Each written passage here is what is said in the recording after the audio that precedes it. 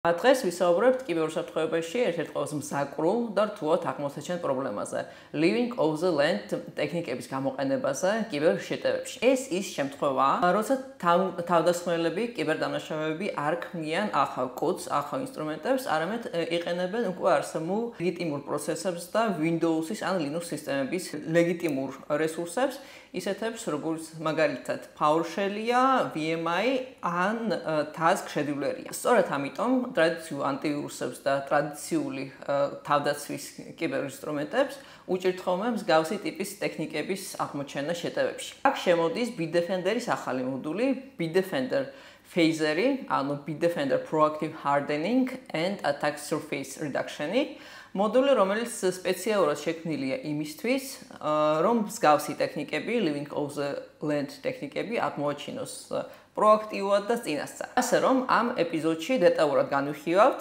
რას ნიშნავს living of the land ტიპის შეტევები, როგორ მუშაობს Bitdefender Phaser მოდული და რა უპირატესობა მოაქვს ამ მოდულს კიბერთავდაცვისთვის და რეალურ სცენარებზე განვიხილავთ Phaser მოდულის გამოყენების მაგალითებს. ახლა კი გადავინაცვლოთ დემოზე და ვნახოთ პრაქტიკაში როგორ მუშაობს Bitdefender-ის Phaser მოდული. Bitdefender-ის Phaser მოდული წარმოადგენს დამატებით add-on ლიცენზიას, რომელიც შედგება ორი კომპონენტისგან, მონიტორინგის წესებისგან, მონიტორინგ რულებისგან და მუშაობთ Bitdefender-ის რეკომენდაციებისგან.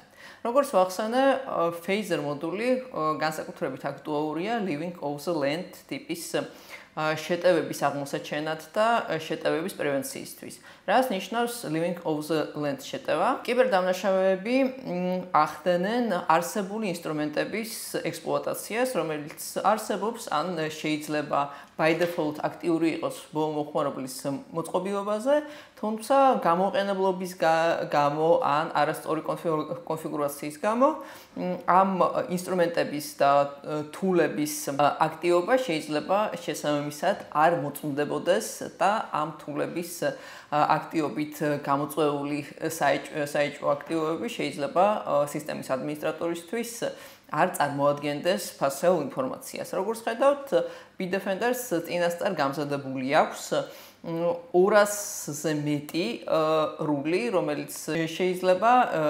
მიგვითითებდეს და რომელმაც შეიძლება, ასე ვთქვათ, პროაქტიულად აღმოაჩინოს საეჭვო აქტივობა.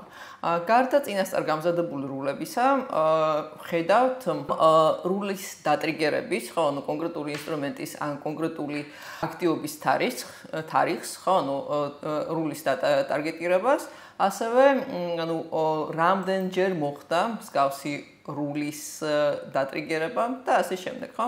მოდულის მუშაობის პრინციპი იმაშია, რომ აქტივაციიდან 30 დღის განმავლობაში მოდული ახდენს მომხმარებლების და მოწყობილობების პროფაილინგს, რისგანაც ადგენს მომხმარებლისთვის ან მოწყობილობისთვის, აპლიკაციისთვის, რა არის ნორმალური ქცევა და რა შეიძლება წარმოადგენდეს ქცევით ანომალიას, ხო? ანუ პირობითად თუ მომხმარებელი არ იყენებს PowerShell-ს თავის ყოველდღიურ საქმიანობაში, ხო, და ერთ-ერთ სესიაზე გამოიძახა ეს თული, ან სიტყვაზე VMI-ს თუ არ იყენებს, მაგრამ 30 დღის განმავლობაში, მაგრამ ერთ-ერთ დღეს აღნიშნული აქტივობა შეამჩნიეთ, Bitdefender-ი აუცილებლად შეგვატყობინებს წინასწარ გაწერილი რულების მიხედვით, რომ ნორმიდან გადახრასთან გვაქვს საქმე.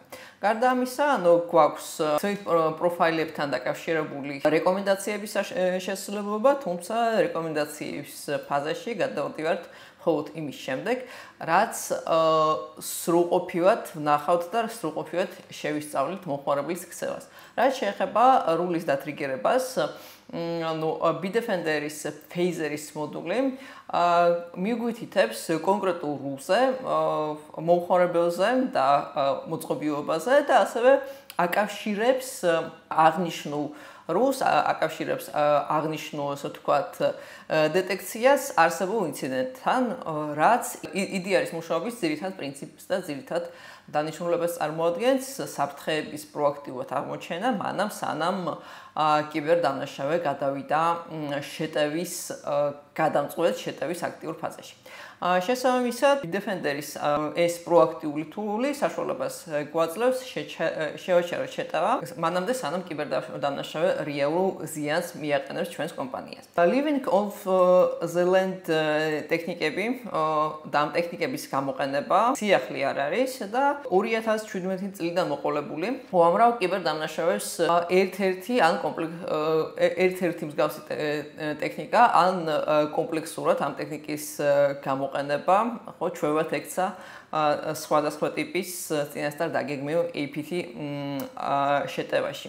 მაგალითად, APT 34, ხო, ნუ აქტიურად იყენებს PowerShells და VMIs lateral movement-ის ეტაპზე, იმისთვის რომ დამატებით payload-ები ჩატვირთვა და დამატებით ინსტრუმენტების გამოყენება არ დაჭირდეთ, ხო, ნუ ისეთი ინსტრუმენტების, რასაც endpoint protection გადაწყვეტილება ან EDR-ი აღმოაჩენდა, ასე FIN7, ბანკოკ ბარათების მონაცემთა ექსფილტრაციის პროცესში, იგივე PowerShell კომანდები და ასევე Node პეტია 2017 წლის შეტევა, რომელიც აქტიურად შეეხო ისეთ კომპანიებს როგორც FedEx-ია, Maersk-ი და უამრავი სხვა, ცნობილი ransomware შეტევა, რომელშიც ეს ტექნიკა გამოყენებული იყო და თავის დროზე, ხო, კიბერუსაფრთხოების სპეციალისტებს რო აღმოეჩინა საეჭვო აქტივობა, სავსებით შესაძლებელია, რომ ეს შეტევა, კონკრეტულად ეს ransomware ისე აქტიურად არ გავრცელებულიყო. APT29, იგივე Cozy Bear, რომელიც აქტიურად უტევს ASHS სახელმწიფო სტრუქტურებს და კერძო სექტორს, Cobalt Strike obvious ტიპის შეტევა, სადაც ხშირად ვაკვირდებით CERT2-XS არასწორ გამოყენებას, მავნე პროგრამული კოდის და payload-ების ჩასატვირთად და Ocean Lotus-ი, იგივე APT32, რომელიც აქტიურად უმიზნებს macOS და Apple-ის ტექნიკის მოხმარებლებს. მადლობთ, რომ ჩვენთან ერთად ხართ. გამოიწერეთ ჩვენი სოციალური ქსელები, LinkedIn, Facebook-ი და YouTube-ი. იყავით ჩვენთან ერთად, იყავით დაცული და ინფორმირებული.